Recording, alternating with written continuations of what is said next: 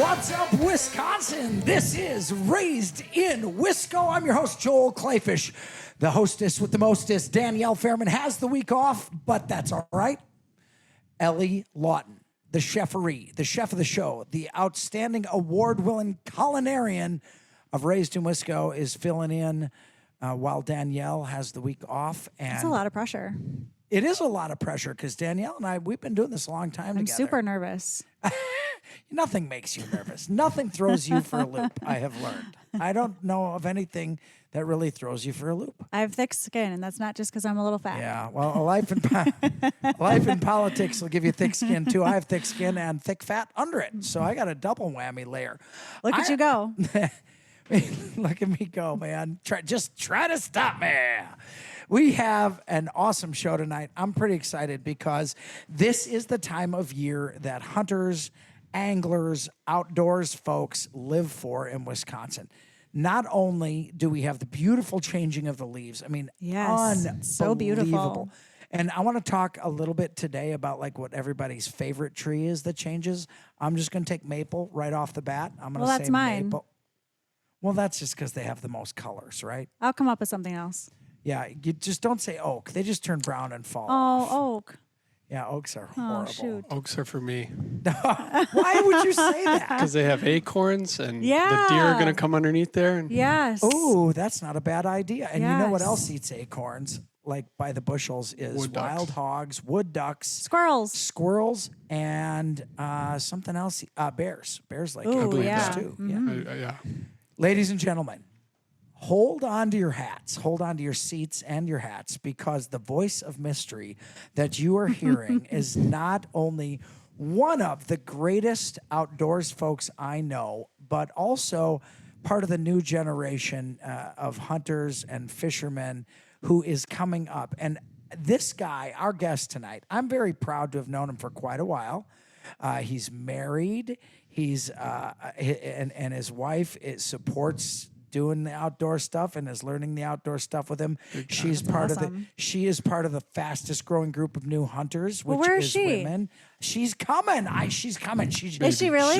Maybe. I'm working on it. Okay, because I feel a little outnumbered here, but I think I can handle it. Oh boy, one show and Ellie's got more men here than women, and they can't beat up on me. I can make you all cry. That's a fact. I don't doubt that for 1 minute. Except Noah. I wouldn't make him cry. I would. I think it's probably hard to make Noah cry. But then why would you want Noah's to make too Noah cry? happy. He's like the nicest guy you've ever met. Yeah, no kidding. The voice you're hearing, though, is a young man who has a lifetime of outdoor experiences behind him already, and that's why he's on the show. Cal Haataja. And I want to talk to you. Your dad, Eric Haataja, is a very, very well-known outdoorsman in the state of Wisconsin. He's done TV. He's done radio. He's done blogs back when blogs started. He's done podcasts.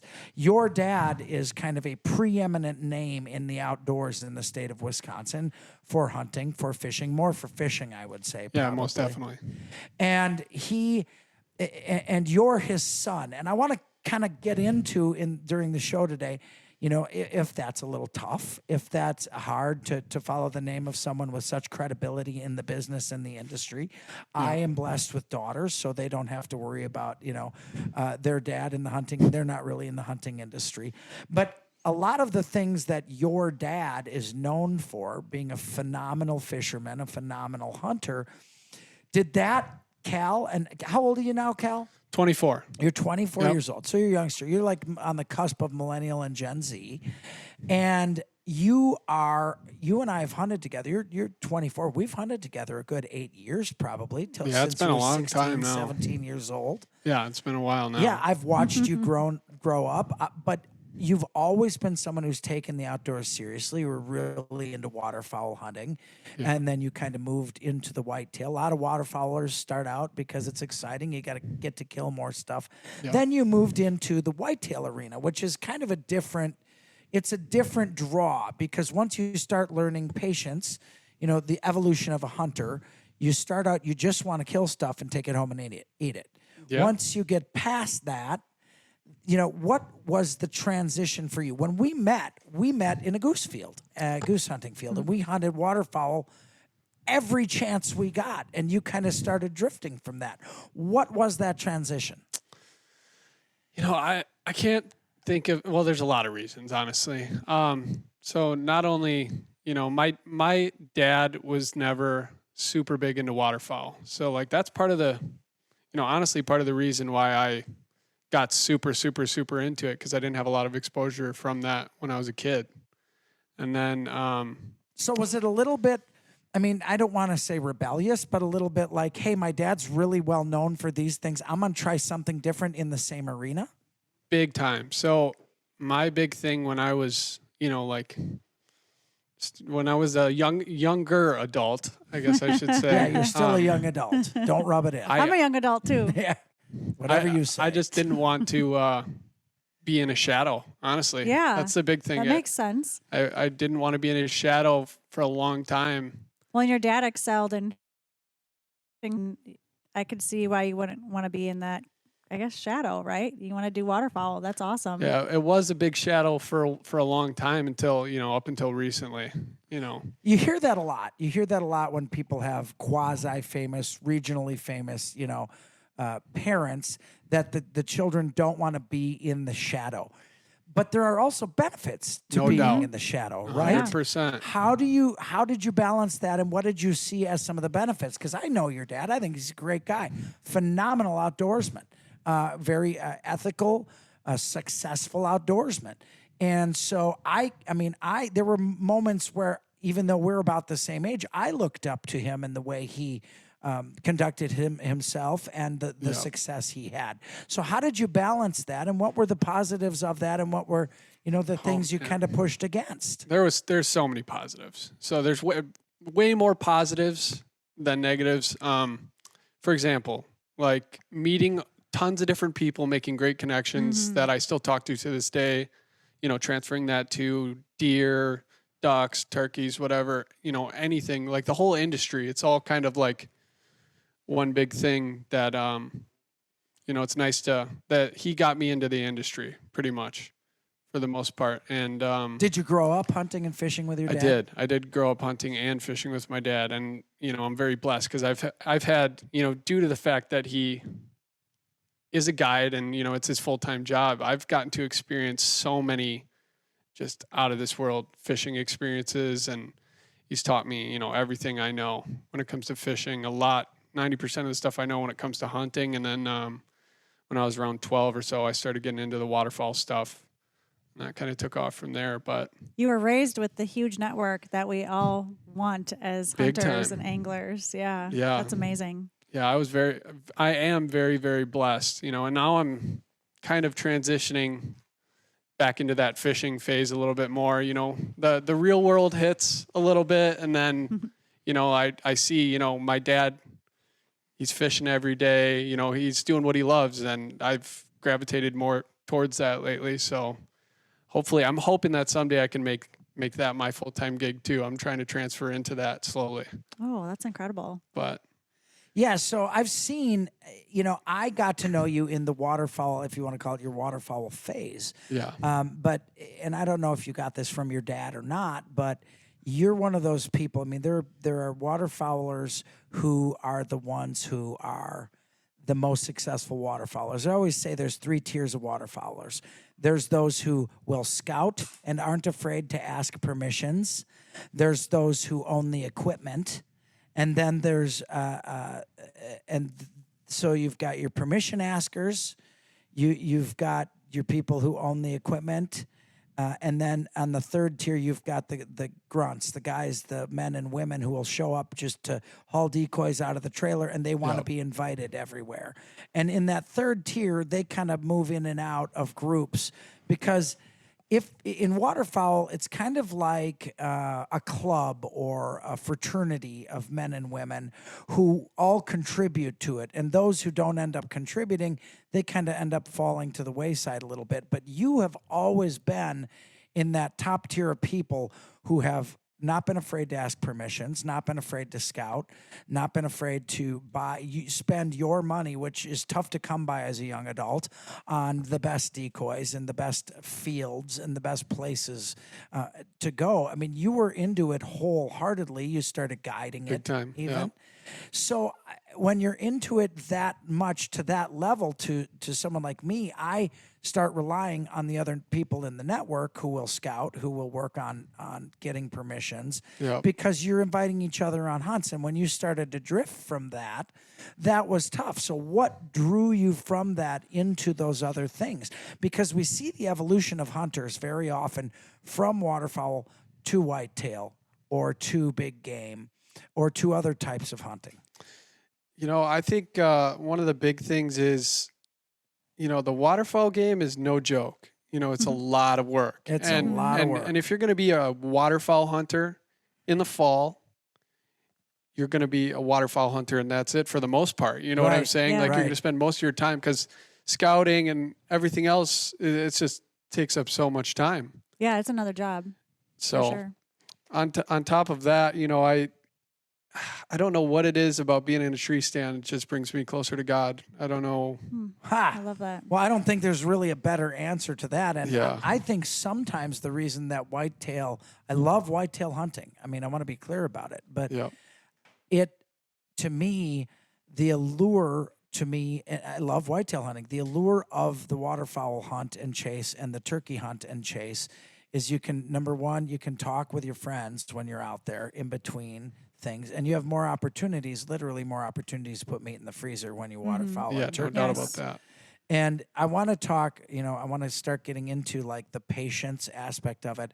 And the reason we're going to do our weekly Wiscos real quick, and I'm going to start with Cal because I already know what his is. And we're going to break down the science of how he attacks it. And I'm going to try to get him to tell some secrets. But Ooh. we're going to, so let's hear, what is your weekly Wisco? What's your big thing that happened? So on last week, Thursday, I shot, one of the biggest bucks I've ever killed with the bow. Wow. Yes, and it is also one of the biggest bucks you killed because last year was also one of the biggest bucks you ever killed, Yes. right? Yes. And there are so few people who do that consistently, and you at 24 years old are already someone who does, which is a virtual impossibility when it comes to killing big whitetail. I have been a whitetail hunter for 17 years. I do not have a whitetail as big as any of yours that are one of the biggest ones you've killed. So I want to get into the science. We've had Paul House on the show before, who is literally an expert whitetail hunter. And I'm really excited about this because we got our weekly Wiscos coming up. We've got the recipe of the week coming up, that's for sure. But we're going to talk with Cal Haataja more about his love for whitetail, his huge success last week, and the season to come. This is Raised in Wisco.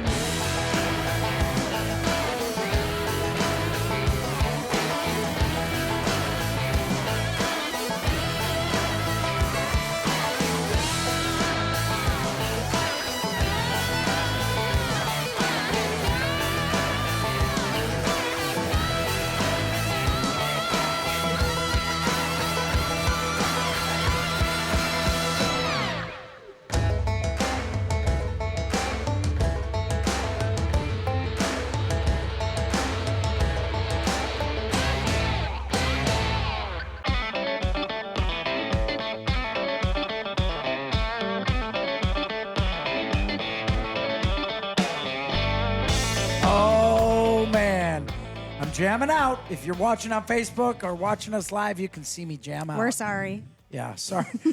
My apologies about that. This is Raised in Wisco. I'm your host, Joel Clayfish. Co-host Danielle Fairman has the week off, and this is when I would ask her where she can catch the show if she doesn't catch it live. We are on 25 civic media stations throughout Wisconsin, now into Michigan and Minnesota. Welcome to our new stations, and I'm told you can New hear neighbors. us in Illinois as well. Yes, So you certainly can. Even I can't say Flatlanders, can I? Is that a negative term? I'm fine Flatlander? with it, but you have to ask Jacob. Jacob, can we say Flatlanders? I'm highly offended, Joel. I'm I don't very buy upset. that for a second. I- Jacob. I don't think Jacob really gets offended. I Jacob would never runs be the joint. sarcastic.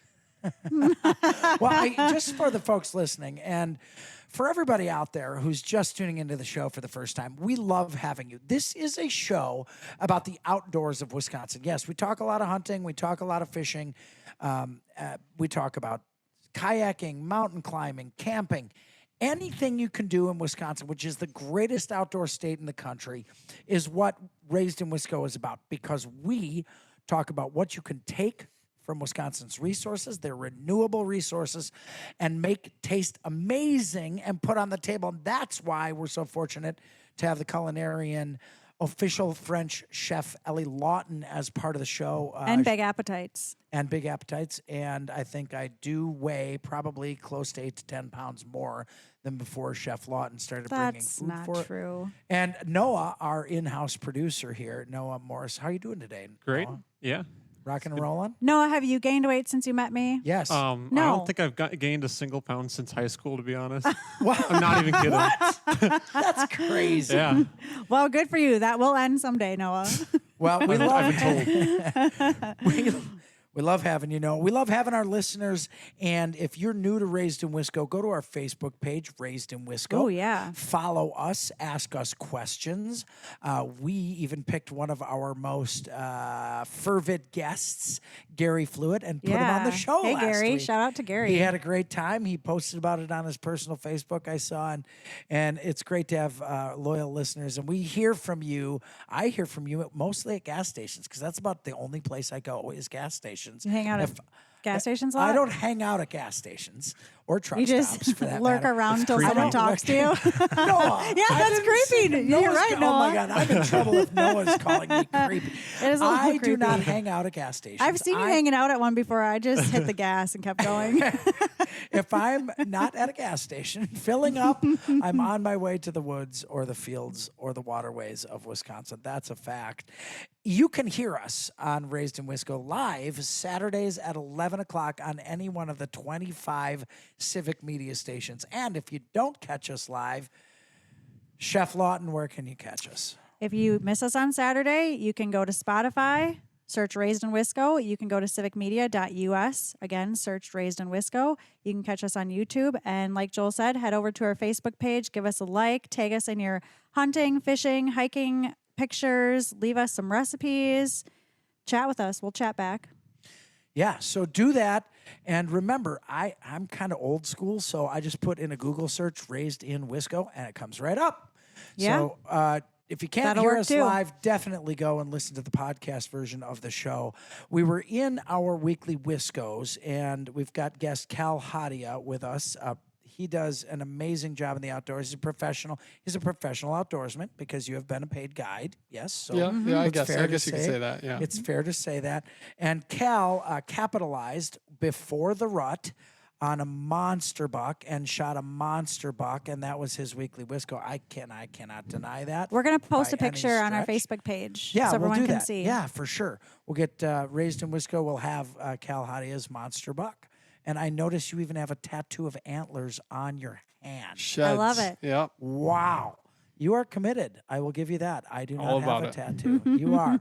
And you're about to start a family. And is this new little one going to be a hunter, angler?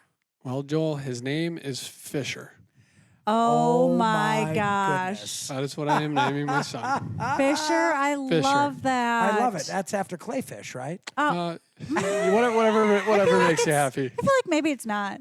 There's no C in there, so it's a little different. I feel like maybe you're right. It's probably not. That is Hey, so cute. we left off on Raised on our Weekly Wiscos, and I think we all have one. Chef Lawton, do you have one for us? I do have one. I wish Cal would have gone last because mine's just pathetic. What? Why? Well, because he got this awesome buck, and I just went out and tried to hunt another turkey, and those darn turkeys. And you didn't have luck. Well, hey, you can't. It was still a great evening in the woods. Wait a minute. Yeah, okay. What? That was the week before that you killed the giant turkey? Yeah. At your parents' farm? Yeah. Okay. Well, that counts still, I think. That I want drags more over. turkey in my freezer. Yes, I love eating turkey. It's so good. My Weekly Wisco was actually indoors. As a matter of fact, my Weekly wow. Wisco was I brought wild turkey soup to the folks Ooh. at Opportunities Incorporated, the 18 members, the folks who have at the Disability Work Center there. Oh, and I bet they loved had it. an amazing time, and so did they. And it I hope was you're going to share your fantastic. recipe today. I am not going What? to share my recipe today because you're the recipe. I can't if you Oh, want. I'm going to That's share fine. my recipe. Noah, what's your Weekly I Wisco? spent most of Saturday outside. We were at the state marching band competition in Whitewater. Oh, Wow. wow. So That my, sounds my fun. wife is the coach for the color guard, so that's Well, why I was there. shout out to Wow. Lynn for Yeah. coaching Hey, the Lynn. color guard. Was Phantom Regiment there? I do not know that. Phantom Well, Regiment I don't know whatever from she said. From Rockford, Illinois is amazing, but we've I got some bet. good ones here too. So wow, that's Jacob. Do you have a Weekly Wisco? Yeah, I was mostly hanging out at gas stations, watching a little Maria Menounos on the gas station TV, and had a good time overall. I mean, a lot of fun in Wisconsin. You were The waiting new for Joel bar. to show up. I deserve that. I guess. I think I deserve. I just want to spend more time with my boss outside of work. I want to develop that relationship. Yeah, Catch me at the well, quick. I think it's going great, and we're thrilled to have you. I can't wait to talk with Oh, my Cal goodness. Haataja, expert outdoorsman, about his massive buck kill, what the secrets are to getting where he needs to get to put that deer where you need it, because we're about to hit the rut and things are getting hot and heavy. This is Raised in Wisco.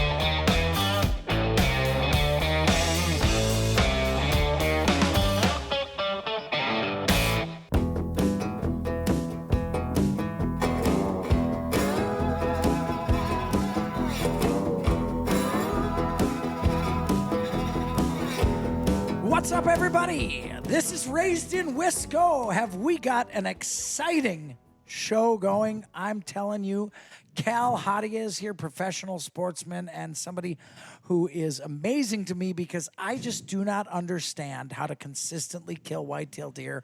I think it's patience, but I know it's a lot more than patience that matters. My name's Joel Clayfish. I have the distinct honor and privilege of hosting this show. Danielle Fairman, our co-host of this show, has the week off. Ellie Lawton, our cheferie, our official culinarian of Raised in Wisco, is filling in the co-host seat. Has Hi. it been any different? Is it any different for you filling in as co-host versus No, just being the chef? no, No. Okay. 0. Well then, I mean, so far. I think I've done it a few times maybe and it kind of felt the maybe same. I have done a bad job as host if it doesn't feel any different co-hosting Oh, the is show it or being supposed the to? chef. I don't know. That's why I asked. I don't know. I mean, I guess I'll look for more tips at the gas station next time I show up. Okay, I'm never going to live that one down. Look, if I'm not in a field or in the woods, I'm usually the only place you'll see me is getting gasoline. Listen, why Cal, is that so Cal weird? and I were talking on the break, and we cracked the code to killing the big whitetail bucks. Why would you do that during the break and not on the show? Well, we discovered if you spend less time at the gas station, you can spend more time in the Okay, woods. There we go. Perfect. If you don't spend any time at a gas station. Oh, I'm sorry. I apologize for loving Quick Trips. Oh, Oh, see? hard to beat. Hard to beat. Hard yeah. to beat I Quick mean, Trips. that's kind of the place Although to be. I do have a pretty cool hat from Buc-ee's.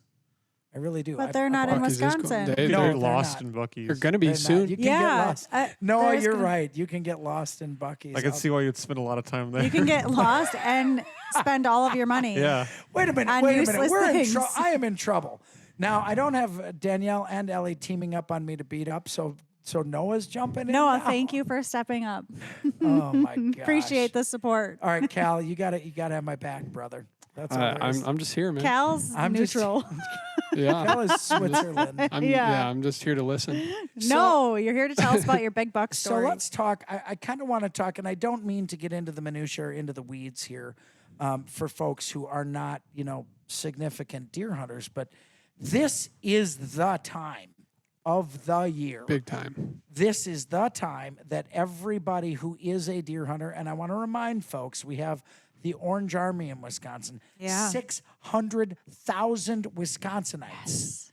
That's more than many, many countries have in their whole country. We have 600,000 Wisconsinites who hit the woods to harvest the 30 point buck. Yeah, it's a That is holiday. Crazy. It is like a holiday. really It's a is. religion. You name it. I mean, people take their kids out of school for opening gun Yes, they opener. do. Oh Yes, they yeah, do. my And dad always used to when I was a kid. That's cool. I don't have a problem with that, to be honest. I don't either. I think it's fine. I mean, you're getting an education. You're spending time with family. Yeah. and friends. Outside, fresh air. So you harvested. I mean, let's just say. I mean, you're harvesting bucks in the 140, 150 class. Big deer. Yeah. Big deer.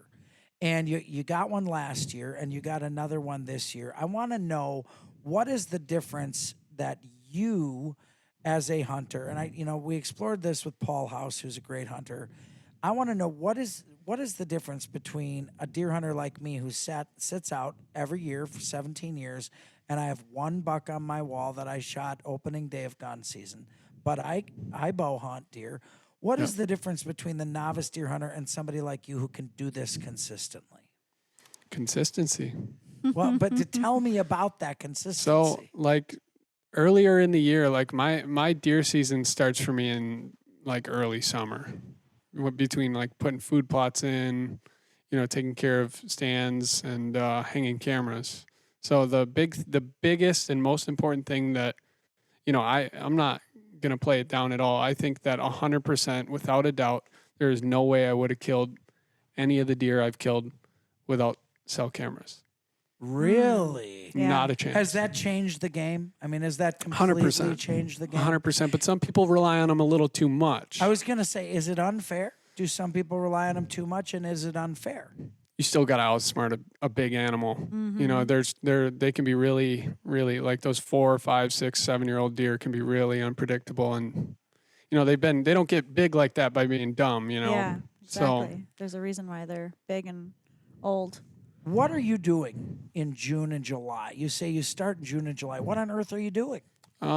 trying to. It's every year's a little bit different for me because sometimes I get a little later start than others. But like I said, it typically putting in food plots and stuff like that. And a huge thing for me is Talk to me about the food plots. What are you? When are you tilling? What are you planting? so I'm relatively new to the food plot game, to be honest with you. Planting like brassica, sugar beets, oats, rye, stuff like that. Just kind of a big blend. What For the is your most part. thought as to why you're planting those species of plants? Because I want something for before first frost, and then after first frost, and then all the way to late season. the I way want through. something that they're going to be hitting throughout the whole entire season.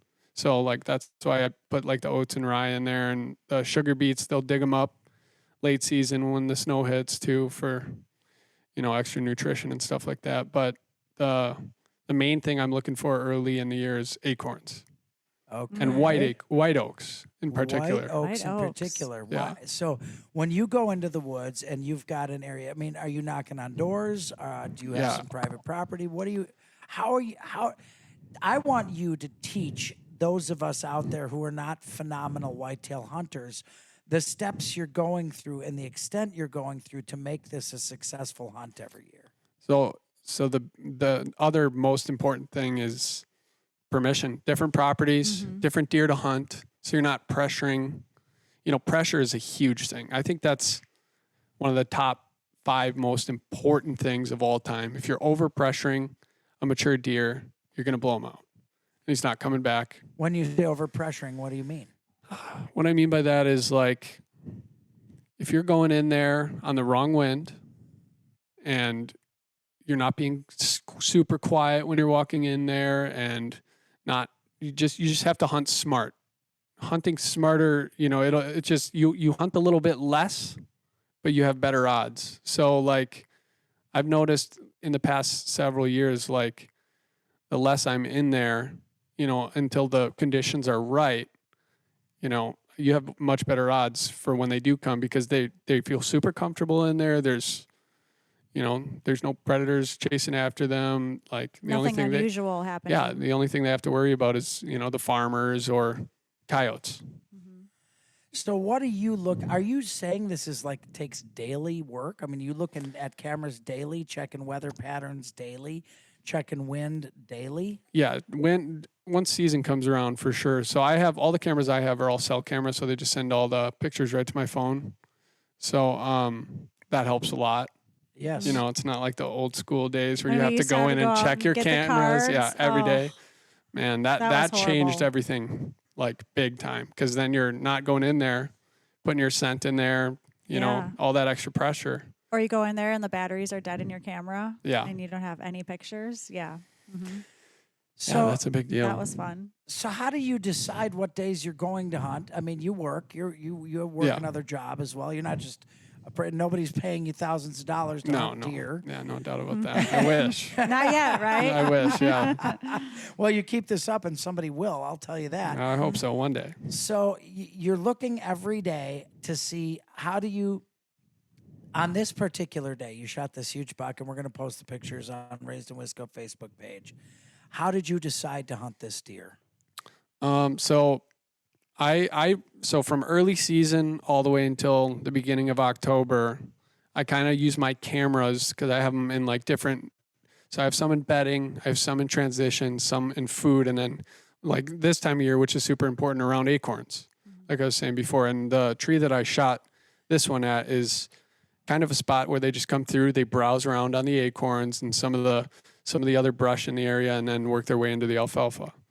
So I So they want get that a thick- trail cam history of like patterns. So like early October is like the best time, in my opinion, to pattern a big deer Because they're not chasing. they're not chasing, does. yeah. They're not in the rut yet. And for those who don't, who are learning about this, the rut is the breeding period, and that's when the bucks are literally chasing does to breed with them. Yeah, and they'll go miles and miles and miles. So like I So think this is kind of the calm before the storm. yeah, big time. I mean, once the rut hits, that's anyone's deer. You know what I'm saying? I have a question because you pattern these deer so often. This year we had a warmer September and beginning of October. So did you notice that those patterns were drastically different, or did you not really see a big difference? It was easier for me this year. I don't know what it was. I don't know if it was all the rain keeping them out of certain areas on the properties that I hunt. But honestly, like another thing that I was doing early that helped with this deer was, glassing from my truck. Yeah. In the evenings right before dark, I would go out and I would just glass the fields in the areas that I hunt when I could. Using binoculars to look and see Yep. if you could see the deer you were after. Yep. Huh. That's incredibly interesting to me. Well, this makes me feel like a really bad whitetail hunter. Well, when you hear somebody who makes a science out of it, Yeah, it's so fascinating. I love it. I can't help but feel like, a not adequate whitetail hunter either. But I also want to stress, and to the audience and to the people listening, that a whitetail hunter is somebody who puts the science into it and this much time into it. It is equally the person who hunts once a year during deer camp and goes out with a rifle and rifle hunts. Yeah. And everywhere in between. I just think that it's not coincidental that people say 10% of the hunters kill 90% of the species Yeah. they're after. And I stress when it comes to waterfowl and turkey hunting, scouting, and then when you're done scouting, scout. Yeah. It's like, and then when you're in the field, you brush in your blind till it's perfect, and then right before you hunt, you brush in your blind more. These are kind of the basic elements, and sometimes don't you think people get a little too caught up in the science of it and kind of forget some of the basics like movement Yeah. and things like that? I would 100% agree with that. I think some people get too caught up in what they've been told or what's online or what's on the internet. Like Sure. the main majority, like the most important things, you got to be out in the woods. You can't shoot them from your couch, Right. So That is a fact. I think being in the woods is the best way to learn. Yeah, and we're gonna have you back. We're gonna have you back with Paul House, and we're gonna talk about the rut coming Okay. up one of these days soon, because I think that's a completely different subject: how to hunt a deer during the rut. For sure. And that's also a fascinating one to me because you're literally pulling their attention away from breeding, which is one of the hardest things to do, I think. But back to the listening too much to other people. When I first started turkey hunting, everybody said they don't go to decoys in the fall. They don't come to calls in the fall. Yeah. And I didn't know that because I was brand new. So I went out there and put out decoys and called and had this unbelievable turkey success in the fall Yeah. with calling and putting out decoys. So very often, obviously take what you hear and use it as a portion of how you hunt. Because I think what you said at the end there is the most important thing, and that is you can't be a successful hunter from your couch. Now, you certainly can be a successful eater from your couch. No and doubt about that is that. very important. You have to be in the me. kitchen to cook it first. And at the end of the day, Raised in Wisco is a cooking show. And coming up, we've got an awesome recipe from acclaimed official French chef Ellie Lawton. This is Raised in Wisco.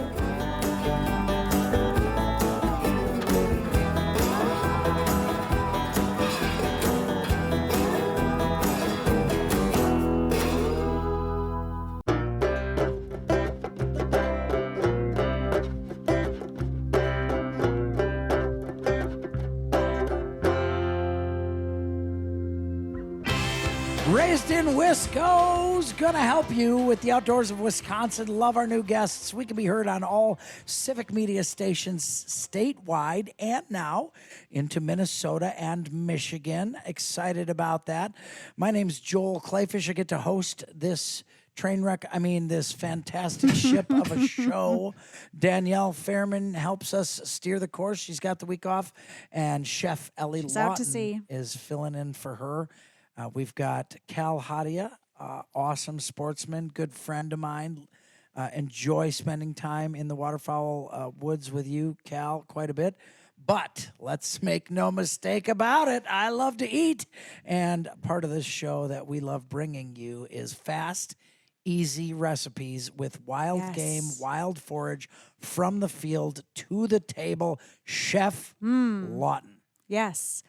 Well, I have a cool recipe I'm going to talk about today, and Cal said he has a recipe he's going to share too. Heck yeah. And I think they're both venison recipes, Yeah. right, Cal? Perfect. Yeah, they are. Yeah. So, Cal, you want me to go first? You're going to go first.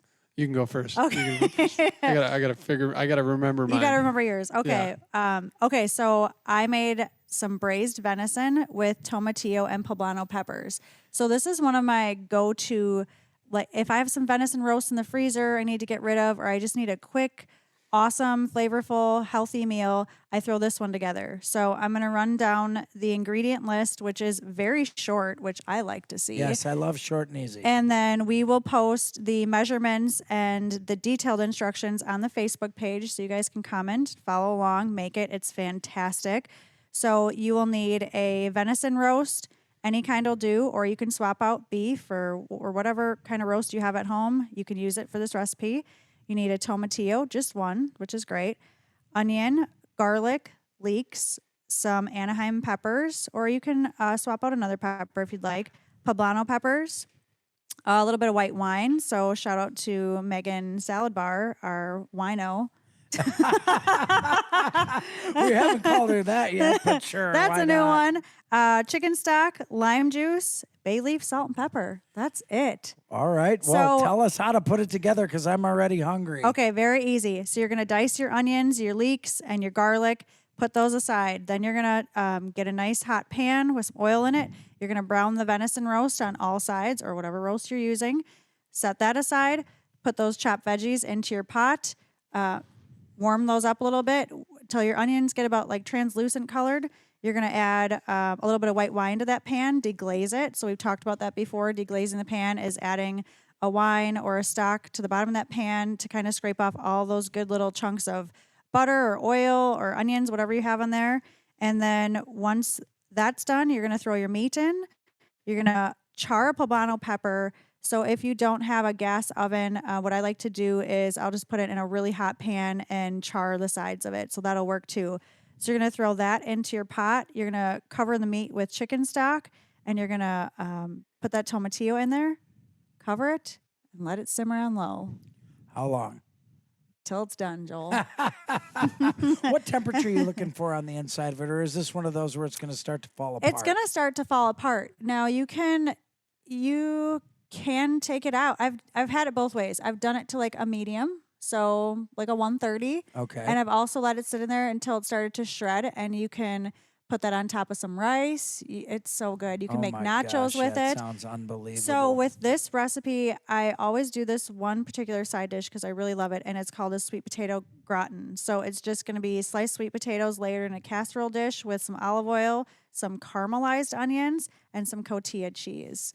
And it is fantastic with Holy this dish. cow. You have the peppers, the tomatillo, that you're going to have a really awesome stock or au jus, if you want to call it, with that meat. It's so good. it sounds unbelievable. yeah, And it's fantastic. what I love about it is, and a lot of the recipes you talk about, is that they're not your traditional throw it in with butter and onions and be done, but they're just as simple as that, really. I do a lot of basic recipes with just a couple different flavors. You know, the poblano peppers. A lot of people don't use them, and they're This kind of is- a sleeper pepper, and they're awesome. I love them, and poblano is the pepper they make. The where they dip it in egg. Chili relleno. Chili rellenos Yeah. with that, yes. Yes. And I love those It's peppers. a great pepper. I They put have them in a my very chili. unassuming sweet taste to yes, them as well. They're fantastic. Yeah. And all these recipes for the most part, it's all whole foods. I mean, it's No doubt. field to table. It's wonderful. You can swap out the proteins. They're just fantastic. Yes, this has So got please like a make it. Spanish This is one of my favorites. So please give it a try when you see that recipe come up on the Facebook page. Yeah, that sounds awesome. Cal. All right, Cal. What do you have for us? So I can't. I'll have to give you guys the specifics after. Yeah. But it's a venison tenderloin sandwich. Okay. Bring We it like on. the I sound had of some that. sandwiches.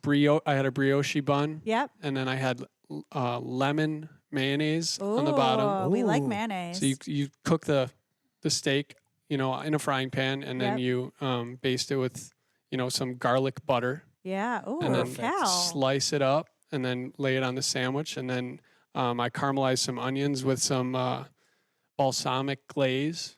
Yeah. Cal. Put that on top. You're really coming to town today. Jeez. Yeah. And then arugula on top of that, and then some more balsamic glaze, and it was. Well, come Fantastic. on. That sounds Holy cow. amazing. Next time you come, you're bringing that. I will. I'm telling you. I have you're plenty of bringing venison that. now, so Because yeah, now we my can mouth do that. is watering. You and need that to make it sounds and send us a picture, and we'll unbelievable. post it on the It's Facebook so page good. along Yeah. with your deer. Yeah, it's like Wow. one of my favorite things. Make That- it and take a picture. I have for not Sure. had anything like that before, so I'm kind of really hungry now. Well, I have to say we have to The have arugula? Cal back because not only did he talk great stuff about strategies for whitetail hunting, he also brought a recipe that impressed the official chef. So Cal, I'm going to And make I'm that into and let it. you know Should. how It's it turns really out. good, It yeah. sounds amazing. that sounds That's great. And Cal needs to come back so we can take some more knowledge out of his brain when it comes to rut. And I want to talk about waterfowl hunting in a future We show. are going to do that, and I'm excited to say we're going to have another acclaimed chef on the show with us. Ooh, yeah. Chef Jerry Garcia. That's exciting. The old tailgate tips guy from the Milwaukee Brewers, high school classmate of mine, is coming on a future Wonderful. show as well. Danielle will be back next week. This is Raised in Wisco.